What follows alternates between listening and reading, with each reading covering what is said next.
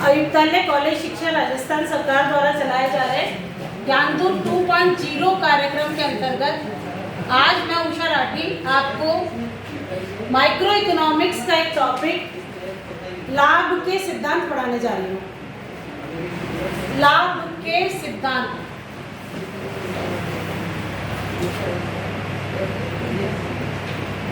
जैसा कि आप लाभ शब्द से परिचित है, लाभ क्या होता है? लाभ जो होता है वो होता है उद्यमी को उत्पादन प्रक्रिया में भाग लेने के बदले में पुरस्कार स्वरूप जो प्राप्त होता है वो लाभ होता है। आप सभी जानते हैं उत्पादन के 5 साधन हैं: भूमि, श्रम, पूंजी। भूमि को क्या मिलता है? लगान मिलता है। श्रमिक को मजदूरी मिलती है। पूंजीपति को ब्याज मिलता है और उद्यमी को क्या मिलता है? लाभ मिलता है। तो लाभ के विभिन्न सिद्धांतों के विषय में आज मैं आपको समझा रही हूँ। तो लाभ के सिद्धांत, लाभ को समझने से पहले आपको पता होना चाहिए लाभ क्या होता है। लाभ 2 तरह से लाभ की गणना की जाती है: सकल लाभ और शुद्ध लाभ।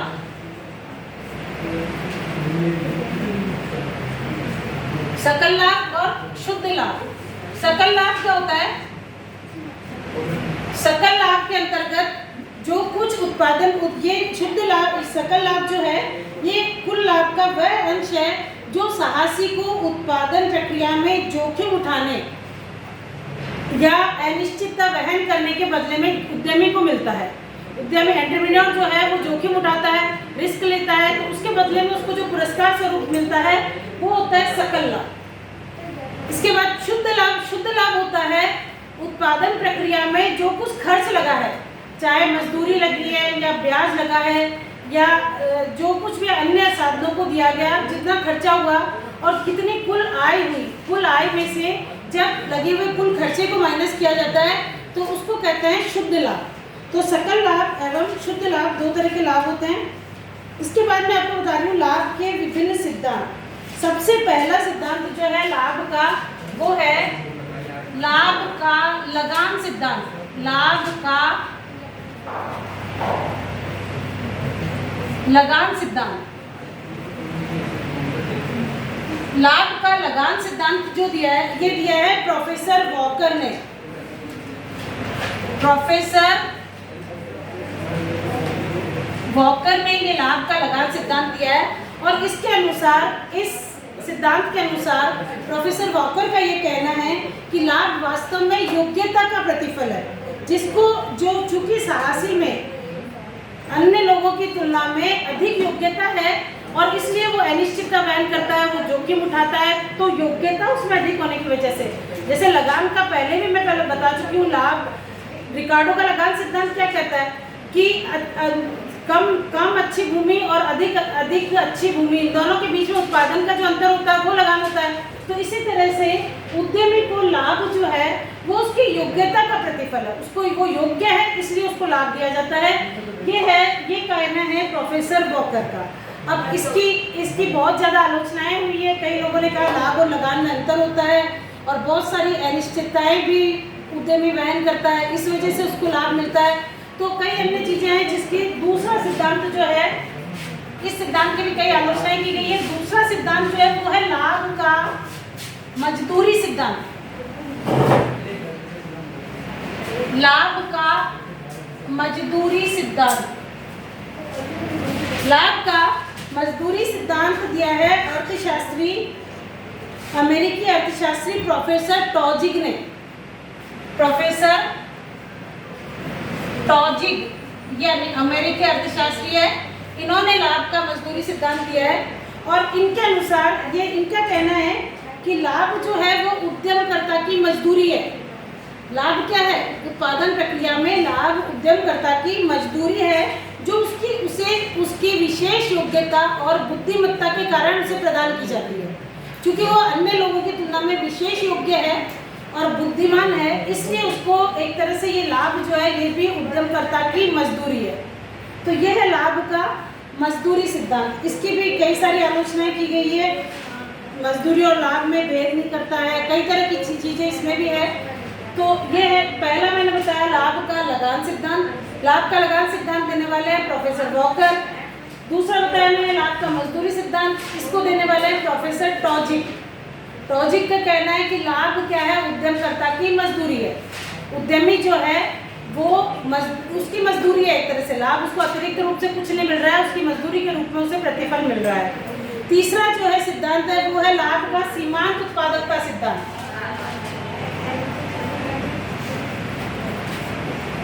लाभ का सीमांत उत्पादकता सिद्धांत।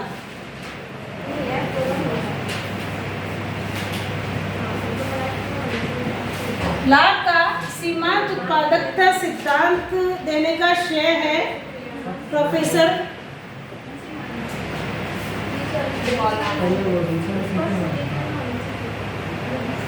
क्लार्क ने ये सिद्धांत दिया है, लाभ का सीमांत उत्पादकता सिद्धांत। इस सिद्धांत के अनुसार लाभ साहसी की सीमांत उत्पादकता के द्वारा निर्धारित होता है। जो सीमांत उत्पादकता सिद्धांत जो मैंने पहले पढ़ाया तुम्हें, वितरण का सीमांत उत्पादकता सिद्धांत, वो क्या कहता है कि उत्पादन के सभी साधनों को पुरस्कार किसके द्वारा किसके अनुसार दिया जाता है, उनकी सीमांत उत्पादकता के अनुसार दिया जाता है। सीमांत उत्पादकता क्या होता है? n साधनों के स्थान पर यदि n+1 साधनों का प्रयोग किया जाता है तो जो कुछ उत्पादन में वृद्धि होती है वो सीमांत उत्पादकता है। तो लाभ का सीमांत उत्पादकता सिद्धांत देने का श्रेय प्रोफेसर क्लार्क को जाता है और उन्होंने कहा है कि लाभ जो है उद्यमी की सीमांत उत्पादकता का प्रतिफल है, मतलब उनकी सीमांत उत्पादकता के अनुसार उसको लाभ दिया जाता है। नेक्स्ट जो है लाभ का समाजवादी सिद्धांत। चौथा सिद्धांत जो है वो है लाभ का समाजवादी सिद्धांत।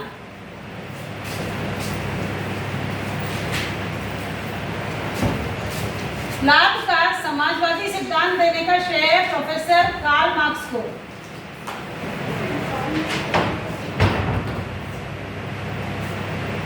प्रोफेसर कार्ल मार्क्स लाभ का सीमांतवाद से ये समाजवादी सिद्धांत देने का श्रेय है प्रोफेसर कार्ल मार्क्स को।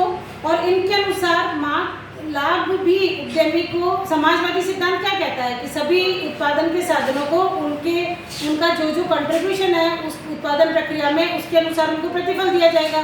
तो लाभ का समाजवादी सिद्धांत ये कहता है कि उद्यमी को, चूंकि वो उत्पादन प्रक्रिया में भाग लेता है, कार्य करता है, तो समाजवादी सिद्धांत कहता है चूंकि सभी जो भी उत्पादन प्रक्रिया में भाग ले रहे हैं उनको सबको दिया जाएगा, इसलिए उसको उद्यमी को भी इसका वो दिया जाएगा। नेक्स्ट सिद्धांत है लाभ का प्रावेगिक सिद्धांत।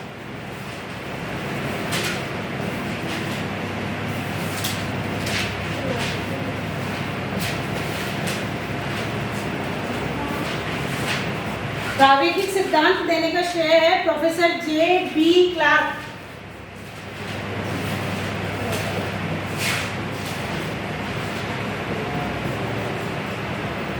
Professor J B. क्लार्क ने ये सिद्धांत दिया है और इस सिद्धांत के अनुसार लाभ जो है वो परिवर्तनों का परिणाम है।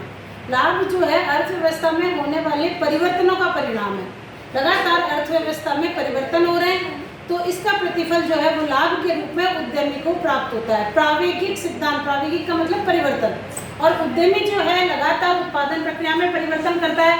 कभी वो नई टेक्नोलॉजी लेकर आता है, कभी वो स्किल्ड लेबर लेकर आता है, कभी वो अपनी दुकान का चयन ऐसी जगह करता है जहाँ उसका व्यवसाय ठीक चल सके। तो लाभ जो है वो किसका परिणाम है? परिवर्तनों का परिणाम है। और इसलिए लाभ का प्रावेगिक सिद्धांत कहता है कि उद्यमी को लाभ लगातार परिवर्तनों के फलस्वरूप के कारण उसको दिया जाना चाहिए। इन सभी सिद्धांतों की आलोचनाएं भी है जिनको जो आपको किताब में मिल जाएगी आराम से। उसके बाद नेक्स्ट सिद्धांत जो है वो है लाभ का नव प्रवर्तन सिद्धांत। यहाँ लिख रही हूँ मैं, लाभ का नव प्रवर्तन सिद्धांत। लाभ का नव प्रवर्तन सिद्धांत जो है ये दिया है प्रोफेसर शुम्पीटर ने।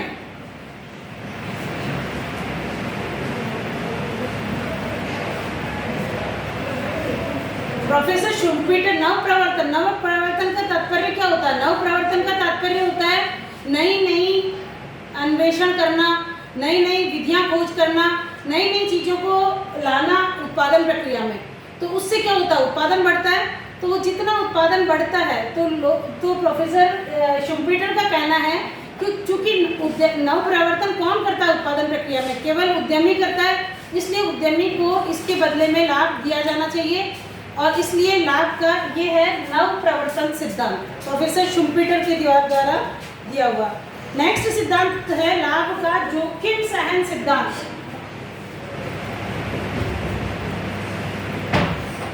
जोखिम सहन सिद्धांत। जोखिम सहन सिद्धांत देने वाले कौन है? जोखिम सहन सिद्धांत देने वाले हैं प्रोफेसर हॉले। देखिए, आपके आगे जब कॉम्पिटिटिव एग्जाम दोगे तो किसी भी इन सिद्धांतों में जब पूछ लेंगे कि ये सिद्धांत किसने दिया है, तो आपको पता होना चाहिए प्रोफेसर हॉले ने ये जोखिम सहन सिद्धांत दिया है। जैसा कि नाम से स्पष्ट है कि उद्यमी को लाभ किस वजह से दिया जाना चाहिए, क्योंकि वो जोखिम सहन करता है, वो रिस्क उठाता है, वो 10-20 लाख रुपए, 1 करोड़ 10 करोड़ रुपए खर्च करता है, निवेश करता है, तो जोखिम लेता है और जोखिम सहन करता है, इस वजह से उसको लाभ दिया जाना चाहिए। ये किसने कहा है? प्रोफेसर हॉले ने। उसके बाद आता है नेक्स्ट आता है प्रोफेसर लाभ का अनिश्चितता वहन सिद्धांत। ये लगभग आपको समझ में आ रहा होगा, ये लगभग एक जैसा ही है, सिर्फ थोड़ा थोड़ा वोकेबलरी का डिफरेंस है। लाभ का अनिश्चितता वहन सिद्धांत ये दिया है प्रोफेसर नाइट ने। प्रोफेसर नाइट ने दिया है ये सिद्धांत, और ये इस सिद्धांत के अनुसार उद्यमी को लाभ क्यों दिया जाना चाहिए? उद्यमी को लाभ इसलिए दिया जाना चाहिए क्योंकि वो जोखिम सहन करता है। जोखिम समझते हो? रिस्क। तो कुछ रिस्क तो ऐसी होती है जो बीमा योग्य होती है, जिनका इंश्योरेंस करवा लेते हैं कि मान लो अचानक से आग लग जाए तो उसका बीमा हो जाता है। अचानक से कुछ तो बीमा योग्य जोखिम होती है और कुछ जोखिम होती है जिनका बीमा नहीं करवाया जा सकता। तो बीमा योग्य जोखिम है और अबीमा योग्य जोखिम है, अलग अलग तरह की होती है। तो जो अबीमा योग्य जोखिम होती है उसके बदले में उनको जो दिया जाता है वो होता है अनिश्चितता वहन सिद्धांत, ये जोखिम वहन सिद्धांत। उसके बाद नेक्स्ट आता है लाभ का मांग एवं पूर्ति सिद्धांत।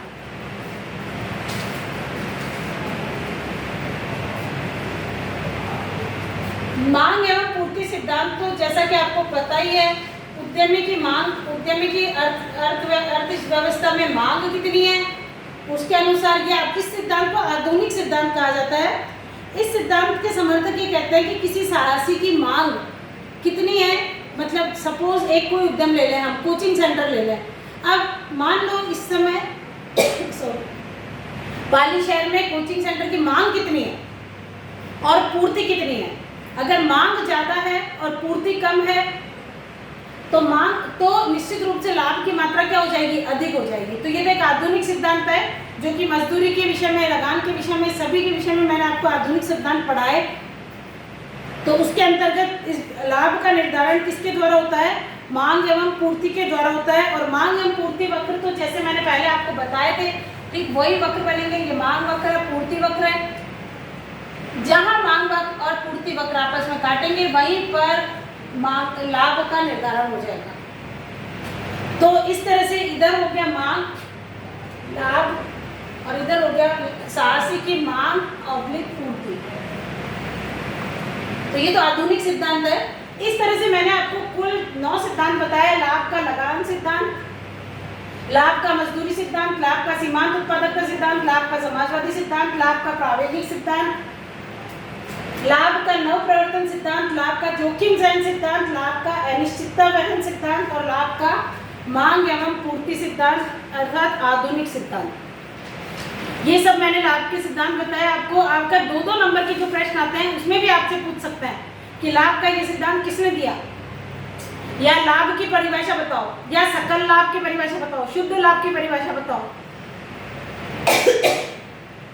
Excuse me. तो इस तरह से ये तुम्हारा लाभ का टॉपिक आज कंप्लीट हो गया।